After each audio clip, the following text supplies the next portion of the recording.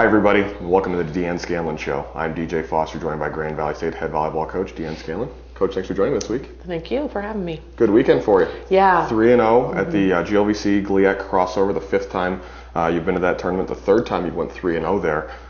You had a big day on Friday. You played Missouri S&T, the number 2 seed out of the GLVC. You lost the first set and you came back to win the next 3, so that's your second win over Missouri S&T this year. That's big for regional rankings. You had the big 3 kind of went off for you. That game, Abby Aiken had a match-high 19 kills. Ina Uma with 15 kills, Betsy Ronda with 15 kills. So just those 3 right there had 49 of your 61 kills. Ina Uma was errorless that match. 15 kills, no errors. She hit 682. That's the most kills without an error since Danielle Alexander back in 2008 when she had 20 kills and no errors against Saginaw Valley State. A great win for you against a team you beat earlier in the season, but this time you handled them much easier than the first time. Yeah, we saw them opening weekend and out at Western Washington, and went a tie of 5-set, really tough match. We knew it was probably going to be a lot different this time. We felt we were a different team, that we were a better team, and I'm sure they kind of felt the same way too. They'd really been on a roll, they'd only lost 1 match since they came back from there.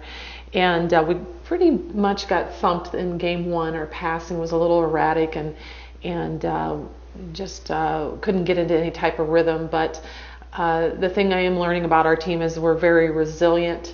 There's not a whole lot of giving up in these guys. They're fighting through every entire match, and to come back in that environment and how important that match was after, like I said, really just not doing anything well in set 1, really said a lot about this team.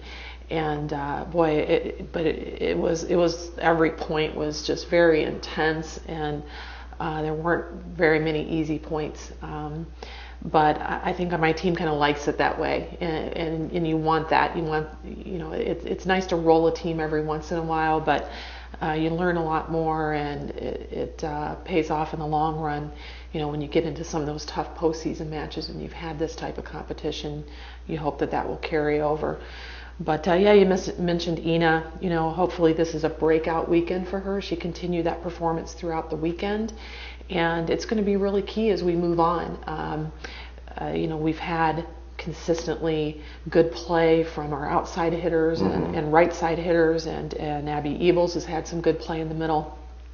And to have Ina come along offensively it's going to make it hard for teams to really focus on stopping just one person. Sure. Now if they put their focus on Ina, because she's had such a breakthrough weekend, it's really going to open things up on our outside pins. So you took the momentum from that victory over Missouri S&T, and you had to play again later that night against Bellarmine, who was a 6th seed, so kind of an even matchup there. And it wasn't an even matchup, actually, when the final result came out. You won 3-0.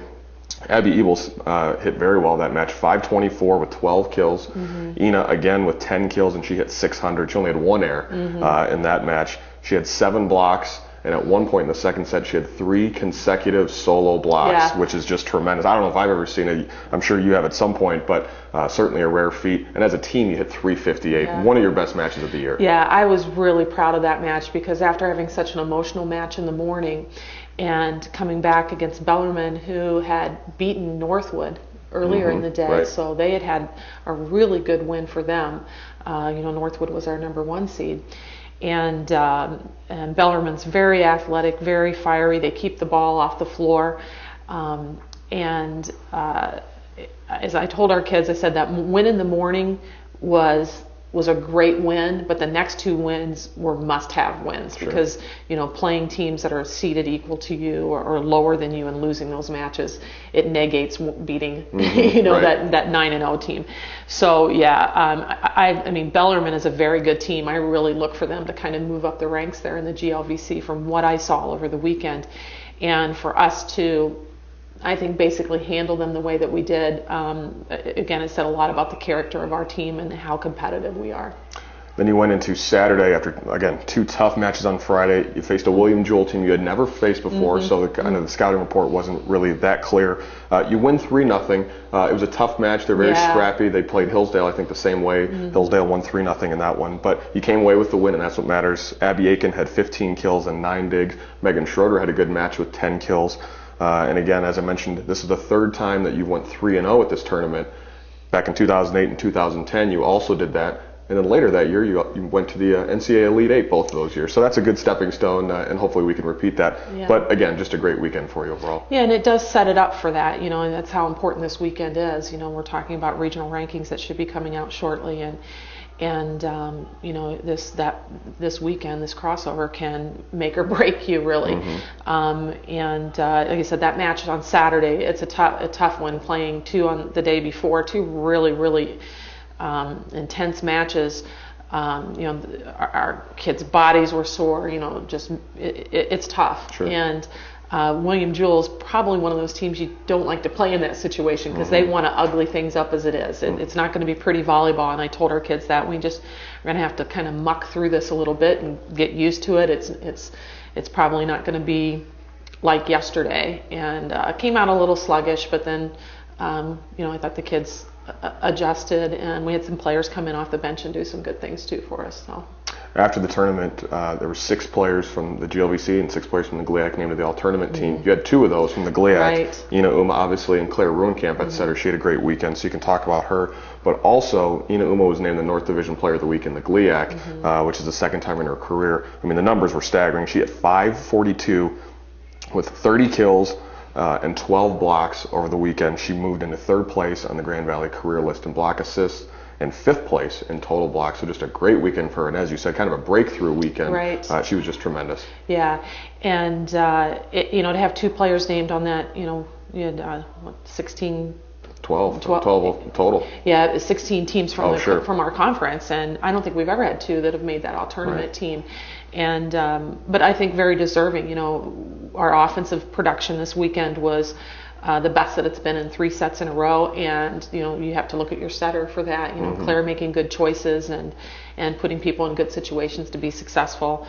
But as you mentioned, Ina having that breakout weekend is something that teams are going to have to take notice now. I think they're going to have to scout us a little bit differently, and Ebels is still playing really well. So to have those 2 middles are both of our left sides, and then Megan Schroeder, you just can't forget about the lefty on the right side over there. But Ina, first GLIAC player of the week this year, and hopefully there'll be more breaking through, the rest of the way out. Now you carry this momentum hopefully into this weekend. You're on the road again. Right. You go to Wayne State on Friday at 7 p.m. and then Findlay on Saturday at 2 p.m. 2 tough matches this weekend, especially on the road. Yeah, those 2 teams are at the top of the South Division. Wayne State had a disappointing weekend over at the crossover tournament. And they know how important it is this weekend with us and Ferris coming in. They understand that these are kind of must wins for them. So it just makes you tougher. And our last tough road trip that we had in the conference, we didn't play well. So I think it's a challenge for our kids. We're going to talk about this week. It's like, we didn't play well that opening weekend at Hillsdale and Northwood. We need to get on the road and go into Wayne State's gym, go into Findlay's gym and play well, because both of those teams are in desperation mode right now. I don't want to say desperation, but they're looking at their schedule, and they're looking, at how important and where they could, win over us and a win over Ferris this weekend could really position them, pretty well in the region. A 3-0 weekend for Grand Valley State last weekend at the crossover tournament, and again the GLIAC North Division Player of the Week in Ina Uma. Coach, great weekend last weekend. Hopefully we'll make 2 more wins this weekend. Good luck. Sounds like a plan. Thanks. Thanks for watching the Deanne Scanlon Show here on the Grand Valley Sports Network.